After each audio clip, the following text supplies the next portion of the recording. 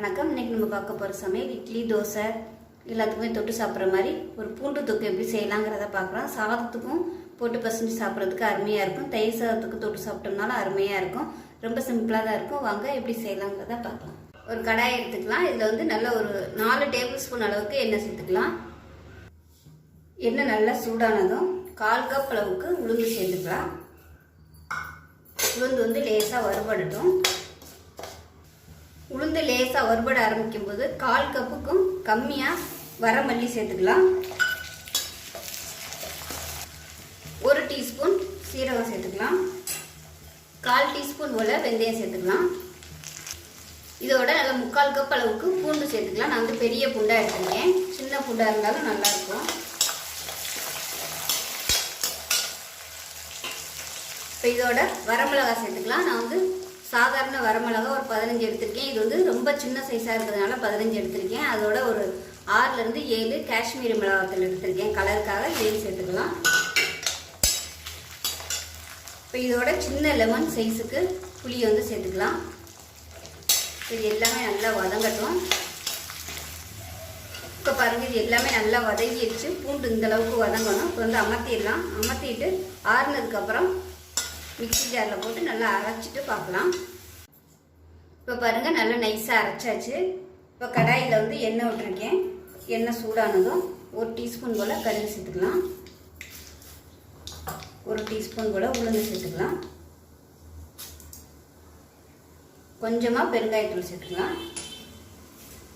கருவேப்பிலை கொஞ்சமாக சேர்த்துக்கலாம். பொடியாக இருக்குன்னா வெங்காயம் சேர்த்துக்கலாம்.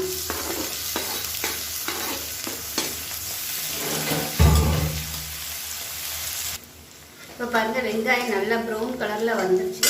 இந்த ஸ்டேஜில் நம்ம அரைச்சி வச்சதை சேர்த்துக்கலாம். நான் உப்பு போட்டு தான் அரைச்சிருக்கேன். சேர்த்துட்டு நல்லா பரட்டி விட்டுக்கலாம். இப்போ மிக்ஸி அரைச்சிட்டு அந்த தண்ணியை சேர்த்துக்கலாம். இந்த தண்ணியெல்லாம் வற்றி நல்லா சுருண்டு வரும். அந்தளவுக்கு வதக்கிக்கலாம். இப்போ பாருங்கள், நல்லா சுருண்டு வந்துருச்சு. அமர்த்திடலாம். அவ்வளோதான், அருமையான பூண்டு தொக்கு ரெடி ஆயிடுச்சு. இட்லி தோசை சாதம் எல்லாத்துக்குமே சூப்பராக இருக்கும். சாதத்தில் போட்டு பரட்டி சாப்பிட்றதுக்கும் அருமையாக இருக்கும். ஸோ இதே மாதிரி செஞ்சு பாருங்கள். செஞ்சு பார்த்துட்டு எப்படி வந்துச்சுங்கிறத சொல்லுங்கள். வீடியோ பிடிச்சுன்னா லைக் பண்ணுங்கள், கமெண்ட் பண்ணுங்கள், சேனலை சப்ஸ்கிரைப் பண்ணுங்கள், பக்கத்தில் உள்ள பெல் பட்டனையும் ப்ரெஸ் பண்ணுங்கள். நன்றி, வணக்கம். இன்றைக்கி நம்ம பார்க்க போகிற சமையல் 2 நிமிஷத்தில் பண்ணக்கூடிய ஒரு அருமையான சட்னி ரெசிபி தான் பார்க்க போகிறோம். ரொம்பலாம் இது கொதிக்க விடணும்னு அவசியம் இல்லை. இன்ஸ்டண்ட்டாக உடனே பண்ணிடலாம். இட்லி தோசை பணியாரம் எல்லாத்துக்குமே இந்த சட்னி அட்டகாசமாக இருக்கும். இந்த கார சட்னி. வாங்க இந்த சட்னி எப்படி செய்யலாங்கிறத பார்க்கலாம். ஒரு மிக்ஸி ஜார் எடுத்துக்கலாம். இதில் பார்த்தீங்கன்னா மீடியம் சைஸாக ஒரு பெரிய வெங்காயம் சேர்த்துக்கலாம். இந்த மாதிரி கட் பண்ணிவிட்டு சேர்த்துக்கோங்க. இதோட ஒரு பச்சை மிளகாய், பெரிய பச்சை மிளகாய் இருந்ததுனால 2ஆக கட் பண்ணியிருக்கேன். கொஞ்சமாக கொத்தமல்லி இலை சேர்த்துக்கலாம். அதே மாதிரி கொஞ்சமாக கருவேப்பிலை இலை சேர்த்துக்கலாம். மீடியம் சைஸாக ஒரு 2 தக்காளி இந்த மாதிரி கட் பண்ணிட்டு சேர்த்துக்கோங்க. இப்போ இதில் 1 டீஸ்பூன் போல வெள்ளை எள்ளு சேர்த்துக்கலாம். தேவையான அளவுக்கு உப்பு சேர்த்துக்கலாம். இப்போ இது எல்லாத்தையுமே நல்லா நைஸாக அரைச்சிக்கலாம். தண்ணி ஊற்ற வேணாம். தக்காளியில் உள்ள தண்ணியே போதும். இப்போ அரைச்சிட்டு வந்துட்டு பார்க்கலாம். இப்போ பாருங்கள், சட்னி கொஞ்சம் ஒரு சுற்றிட்டு எடுத்திருக்கேன். இப்போ இதில் ஒரு 5 வரமிளகாய் சேர்த்துக்கலாம். இந்த மாதிரி சேர்க்கும்போது கொஞ்சம் அந்த வரமிளகா கொஞ்சம் அரைப்படாமல் லைட்டாக அங்கங்கே அந்த விதையோடு சாப்பிடும்போது நல்லா காரசாரமாக இருக்கும். நீங்கள் முன்னாடியே போட்டு அரைக்கிறதுனால அரைச்சிக்கலாம். இப்போ சட்னி நல்லா அரைச்சாச்சு. இது பச்சையாக அப்படியே சாப்பிட்றதுக்கும் ரொம்ப சூப்பராக இருக்கும். இப்போ நம்ம தாளிச்சிக்கலாம்.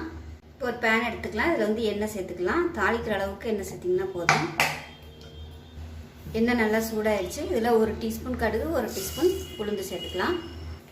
கடுகு உளுந்து பொரிய ஆரம்பிக்கவும் கருவேப்பிலை சேர்த்துக்கலாம். இப்போ நம்ம அரைச்சி வச்ச சட்னியை சேர்த்துக்கலாம். சேர்த்துக்கிட்டு ரொம்ப கொதிக்கிறன்னு அவசியம் இல்லை. லேசாக அந்த எண்ணெயில் நல்லா பரட்டி விட்டுட்டு அமர்த்திடலாம். தண்ணியெல்லாம் ஊற்ற வேணாம். உப்பெல்லாம் சரியாக இருக்கான்னு பார்த்துக்கோங்க. அவ்வளோதான், அருமையான கார சட்னி ரெடி ஆயிடுச்சு. இது இட்லி தோசை பணியாரம் எல்லாத்துக்குமே சூப்பராக இருக்கும். டக்குன்னு பண்ணிடலாம்.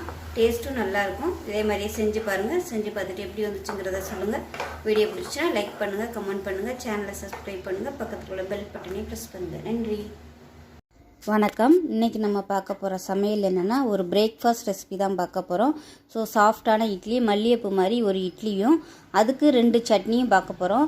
ஸோ தக்காளி கார சட்னியும் தேங்காய் தண்ணி சட்னியும் தான் இன்றைக்கி நம்ம பார்க்க போகிறோம். எப்படி தான் மாவு அரைச்சாலும் இட்லி வந்து சாஃப்டாக வரலன்னு நிறைய பேர் கவலை இருக்கும். நான் சொல்லியிருக்க அளவுகளில் வந்து இந்த மாதிரி மாவு ஆட்டி பாருங்கள். அதாவது சோடா உப்பு, அவல், ஜவ்வரிசி இந்த மாதிரிலாம் எதுவுமே சேர்க்காம இட்லி வந்து நல்லா வெள்ளை வெள்ளைன்னு நல்லா மல்லிகைப்பூ மாதிரி சாஃப்டாக இருக்கும். ஸோ வாங்க இந்த இட்லியும் 2 சட்னியும் எப்படி செய்யலாங்கிறத பார்க்கலாம்.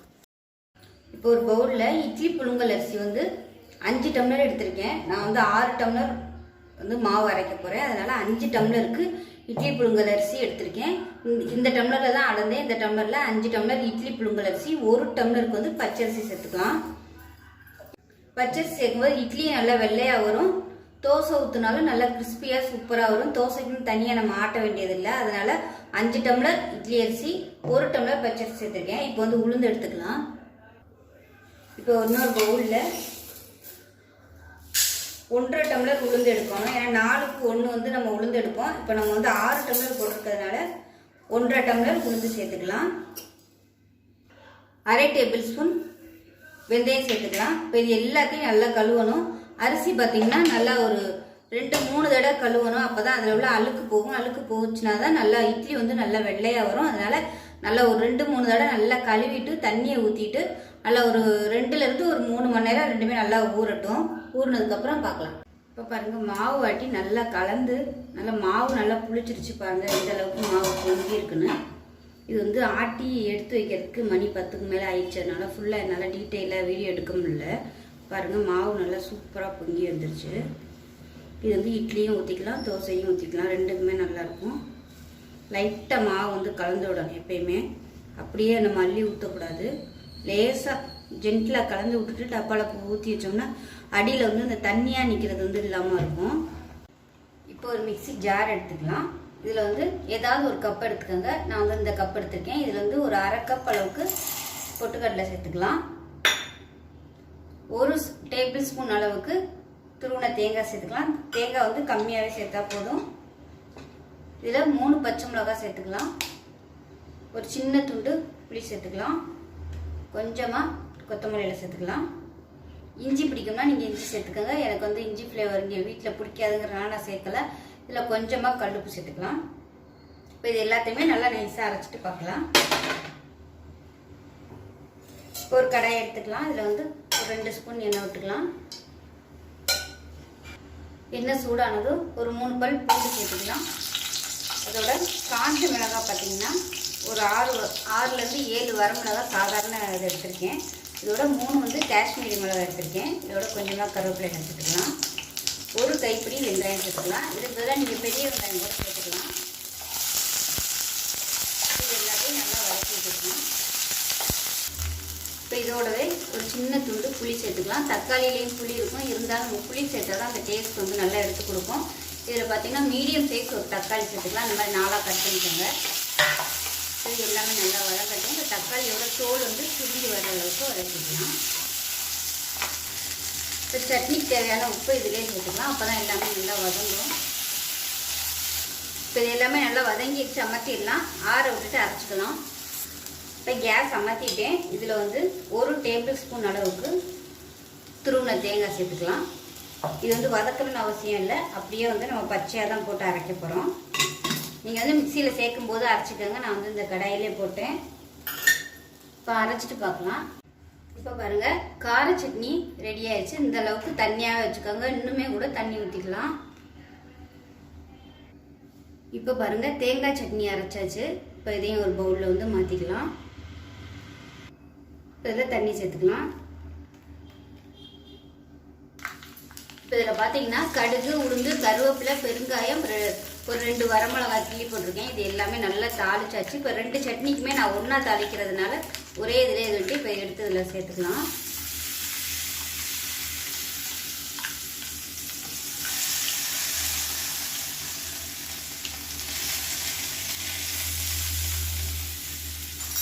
இப்போ பாருங்கள், அருமையான 2 தண்ணி சட்னி ரெடி ஆயிடுச்சு. டேஸ்ட் பார்த்தீங்கன்னா சூப்பராக இருக்கும். நான் வந்து பவுல் சின்னதாக இருக்கிறதுனால கொஞ்சமாக தான் தண்ணி ஊற்றி கலக்கிருக்கேன். இன்னுமே கூட வந்து தண்ணி ஊற்றி கலந்துக்கலாம். இப்போ நம்ம வந்து இட்லி ஊற்ற ஆரம்பிச்சிடலாம்.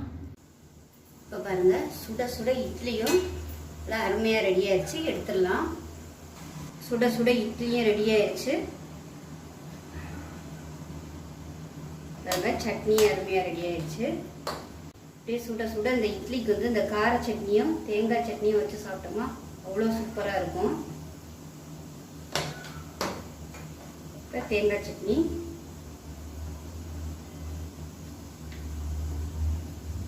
அருமையாக ரெடி ஆயிடுச்சு 2 சட்னியுமே.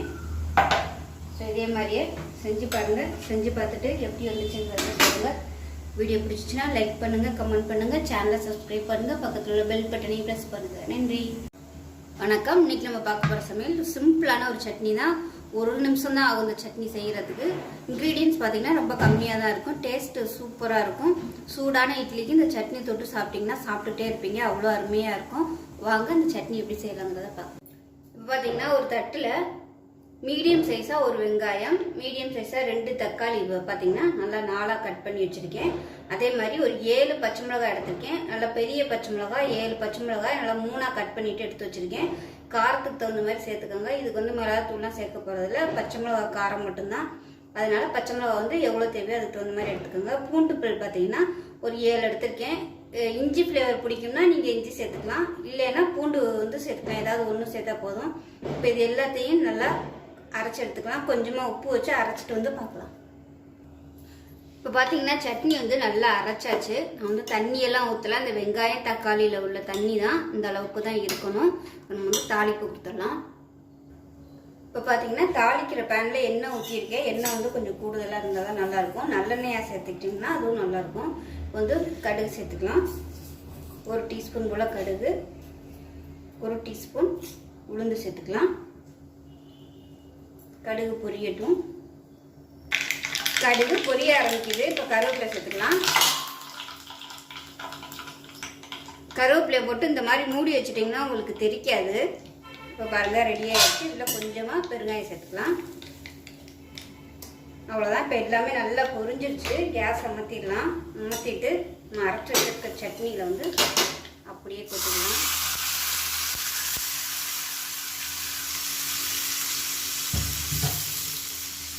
இது வந்து பச்சையாக தான் இருக்கும். நம்ம அந்த மாதிரி நல்லா சூடான எண்ணெய் வந்து அதில் சேர்க்கும் போது அந்த பச்சை வடையெல்லாம் போயிடும். இந்த சட்னி வந்து நீங்கள் இப்படி பண்ணால் தான் நல்லாயிருக்கும். நல்லா காரசாரமாக இருக்கும். அவ்வளோதான். நல்லா மிக்ஸ் பண்ணி விட்டுட்டு இட்லி, தோசை, சப்பாத்தி எல்லாத்துக்குமே இது வந்து தொட்டு சாப்பிட்லாம். அருமையான சட்னி ரெடி ஆயிடுச்சு. இப்போ பாருங்கள் சுட சுட இட்லி ரெடி ஆயிடுச்சு. இப்போ பாருங்கள் ஆவி பறக்க இட்லிக்கும் இந்த சட்னிக்கும் செம காம்பினேஷனாக இருக்கும். ட்ரை பண்ணி பாருங்கள். ட்ரை பண்ணி பார்த்துட்டு எப்படி வந்துச்சுங்கிறத சொல்லுங்கள். வீடியோ பிடிச்சின்னா லைக் பண்ணுங்கள், கமெண்ட் பண்ணுங்கள், சேனலை சப்ஸ்கிரைப் பண்ணுங்கள், பக்கத்தில் பெல் பட்டனையும் ப்ரெஸ் பண்ணுங்கள். நன்றி, வணக்கம். இன்றைக்கி நம்ம பார்க்க போகிற சமையல் என்னென்னா ஒரு பிரேக்ஃபாஸ்ட் ரெசிபி தான் பார்க்க போகிறோம்.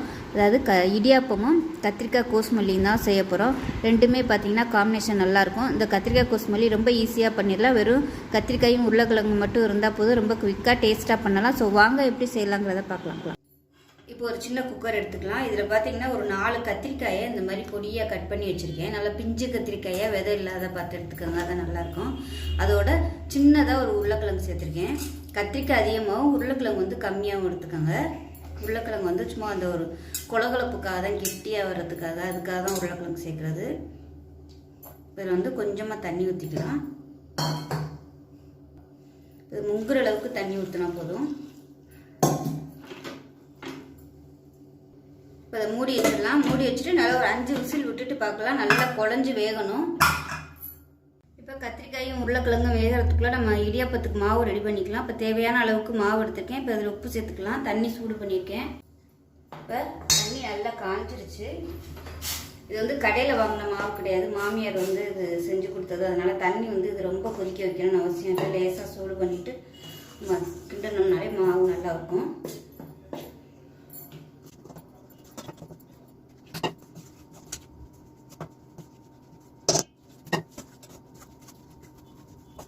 இப்போ பாருங்கள் மாவு நல்லா சாஃப்டாக பசஞ்சாச்சு. இது வந்து மூடி வச்சிடலாம், இல்லை துணி போட்டு மூடி வச்சுக்கோங்க. அந்த சைடு இடியாப்பத்துக்கு தண்ணி காய வச்சுருக்கேன். இப்போ நம்ம இடியாப்பத்தை பிழிஞ்சு விட்டுக்கலாம். நான் வந்து இன்னைக்கு துணி போடலை, எண்ணெய் தடவி வைக்கேன்.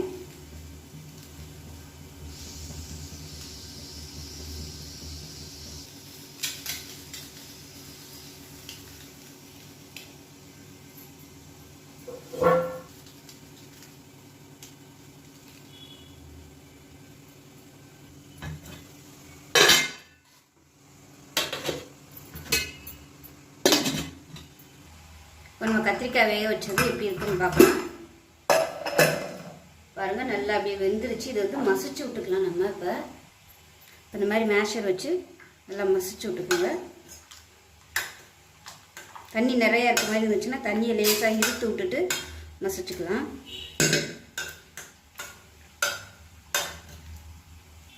இப்போ பாருங்கள் நல்லா மசிச்சாச்சு. இந்த மாதிரி இருக்கணும். ரொம்ப அப்படியே நைஸாக இருக்கக்கூடாது. இந்த மாதிரி திரி திரியாக இருக்கணும். அப்போ தான் நல்லாயிருக்கும். இப்போ ஒரு பேன் எடுத்துக்கலாம். இப்போ தேவையான அளவுக்கு எண்ணெய் சேர்த்துக்கலாம். இடியாப்பம் வேகிறது வந்து நான் அந்த அடுப்புக்கு மாற்றிக்கிட்டேன். இதில் வந்து தாளிச்சு விட்டுலான்ட்டு எண்ணெய் சூடாகவும் 1 டீஸ்பூன் கடுகு சேர்த்துக்கலாம். 1 டீஸ்பூன் உளுந்து சேர்த்துக்கலாம். 1 டீஸ்பூன் போல் சீரகம் சேர்த்துக்கலாம். கடுகு சீரகம் நல்லா பொரிய ஆரம்பிக்குது. 2 வரமிளகாயை கிள்ளிட்டு சேர்த்துக்கலாம் வாசனைக்காக. அதோட கருவேப்பிலை சேர்த்துக்கலாம்.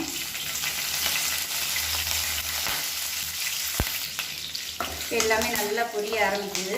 இப்போ பார்த்தீங்கன்னா ஒரு 2 கைப்பிடி அளவுக்கு சின்ன வெங்காயம் சேர்த்துக்கலாம். பொடியாக கட் பண்ணிட்டு அது கூடவே காரத்துக்கு தேவையான அளவுக்கு பச்சை மிளகா சேர்த்துக்கலாம். இது வந்து கொஞ்சம் காரம் அதிகமாக இருந்தால் தான் நல்லாயிருக்கும். ஏன்னா உருளைக்கிழங்கு கத்திரிக்காய்லாம் வந்து நல்லா மசிச்சு வச்சுருக்கிறதுனால காரம் வந்து கம்மியாக போட்டோம்னா அந்த அளவுக்கு எடுபடாது. அதனால் கொஞ்சம் காரம் அதிகமாக இருந்தால் தான் நல்லாயிருக்கும். இது எல்லாமே நல்லா வதங்கட்டும். இப்போ வெங்காயம் நல்லா வதங்கிடுச்சு. 2 தக்காளி எடுத்திருக்கேன். சின்ன தக்காளியாக, ரொம்ப சின்ன தக்காளியாக எடுத்திருக்கேன். நீங்கள் வந்து பெருசாக இருந்தால் 1 எடுத்துக்கோங்க. நான் மிக்சியில் போட்டு பல்ஸ் மோடில் போட்டிருக்கேன். ரொம்ப நைஸாலாம் இல்லை. இந்த அளவுக்கு அப்படியே பொறன்னு இருக்க மாதிரி அதை சேர்த்துக்கலாம்.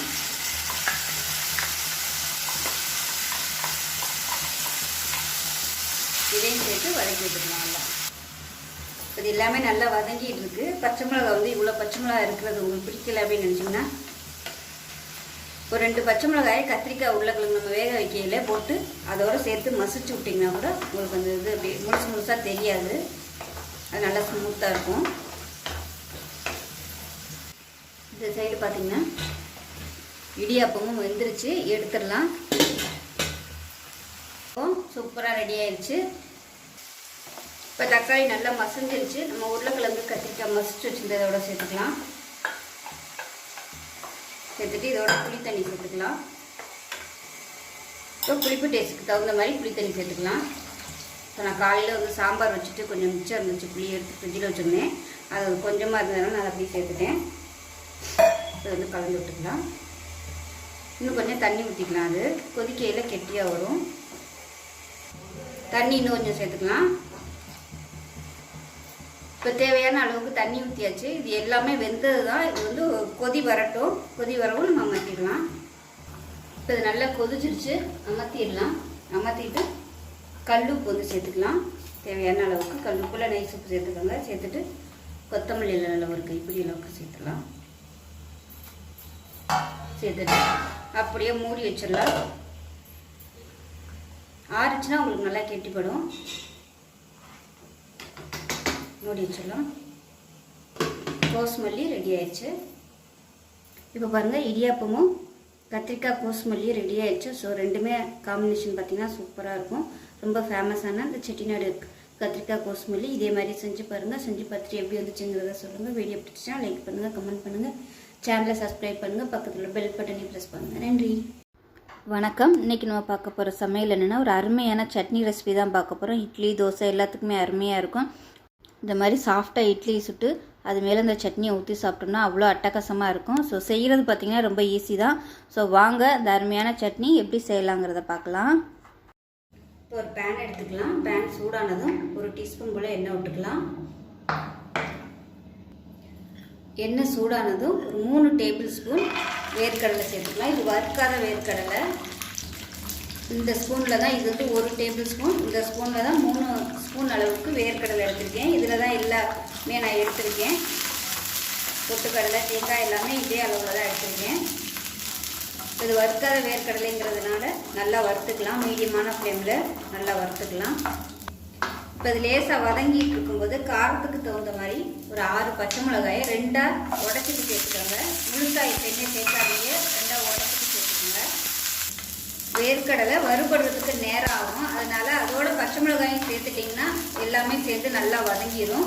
இது கூடவே ஒரு சின்ன துண்டு வந்து இஞ்சி சேர்த்துக்கலாம். இந்த அளவுக்கு சேர்த்துக்கோங்க. இஞ்சி பிடிக்காதவங்க இதுக்கு பதிலாக ஒரு பூண்டு பல் சேர்த்துக்கலாம். இப்போ பாருங்கள் நல்லா வதங்கிடுச்சு. இதில் வந்து ஒரு கைப்பிடி அளவுக்கு கொத்தமல்லி இலை சேர்த்துக்கலாம். இன்னும் கொஞ்சமாக சேர்த்திங்கன்னா போதும். பச்சை மிளகாய் வந்து இந்த அளவுக்கு வெள்ளை அளவுக்கு வதக்கணும். அப்போ தான் நல்லாயிருக்கும் டேஸ்ட்டாக. இந்த அளவுக்கு வதக்கிட்டோம்னா காரம் வந்து அதில் தெரியாது, நல்லாயிருக்கும். இப்போ கேஸ் அமர்த்திடலாம். அமர்த்திட்டு ஆற விட்டுட்டு பார்க்கலாம். இப்போ ஒரு மிக்சி ஜார் எடுத்துக்கலாம். இப்போ வந்து நம்ம வதக்குனதை மிக்சி ஜாரில் வந்து சேர்த்துக்கலாம். இது கூடவே ஒரு 3 டேபிள் ஸ்பூன் தேங்காய் சேர்த்துக்கலாம், துருவன தேங்காய். இது கூட 3 டேபிள் ஸ்பூன் பொட்டுக்கடலை சேர்த்துக்கலாம். இப்போ இதில் தேவையான அளவுக்கு உப்பு சேர்த்துக்கலாம். சின்னதாக ஒரு துண்டு புளி சேர்த்துக்கலாம். தண்ணி ஊற்றி நல்லா நைஸாக அரைச்சிட்டு பார்க்கலாம். இப்போ சட்னி நல்லா நைஸாக அரைச்சாச்சு. இப்போ இந்த சட்னியை வேறு ஒரு பவுலுக்கு மாற்றிக்கலாம். இப்போ தாளிக்கிற பேன் எடுத்துக்கலாம். தேவையான அளவுக்கு எண்ணெய் சேர்த்துக்கலாம். இப்போ எண்ணெய் சூடானது ஒரு டீஸ்பூன் கடுகு சேர்த்துக்கலாம். ஒரு டீஸ்பூன் உளுந்து சேர்த்துக்கலாம். கொஞ்சமாக சீரகம் சேர்த்துக்கலாம் வாசனைக்காக. 2 வரமிளகாயை கிள்ளிட்டு சேர்த்துக்கலாம். 1 டேபிள் ஸ்பூன் கடலைப்பருப்பு சேர்த்துக்கலாம். கருவேப்பிலை சேர்த்துக்கலாம். பெருங்காயம் கொஞ்சமாக சேர்த்துக்கலாம். இப்போ இந்த தாளிப்பை அப்படியே எடுத்து நம்ம சட்னியில் கொட்டிடலாம். அருமையான சட்னி ரெடி ஆயிடுச்சு. ஸோ சுட சுட இட்லி சூப்பராக ரெடி ஆயிடுச்சு. அந்த சட்னி அது மேலே ஊற்றிக்கலாம். இந்த மாதிரி சட்னி ஊற்றி சாப்பிட்டிங்கன்னா அவ்வளோ அருமையாக இருக்கும். கண்டிப்பாக ஒரு தடவை இது மாதிரி செஞ்சு பாருங்கள். செஞ்சு பார்த்துட்டு எப்படி வந்துச்சுங்கிறத சொல்லுங்கள். வீடியோ பிடிச்சிச்சுன்னா லைக் பண்ணுங்கள், கமெண்ட் பண்ணுங்கள், சேனலை சப்ஸ்கிரைப் பண்ணுங்கள், பக்கத்தில் உள்ள பெல் பட்டனையும் ப்ரெஸ் பண்ணுங்கள். நன்றி.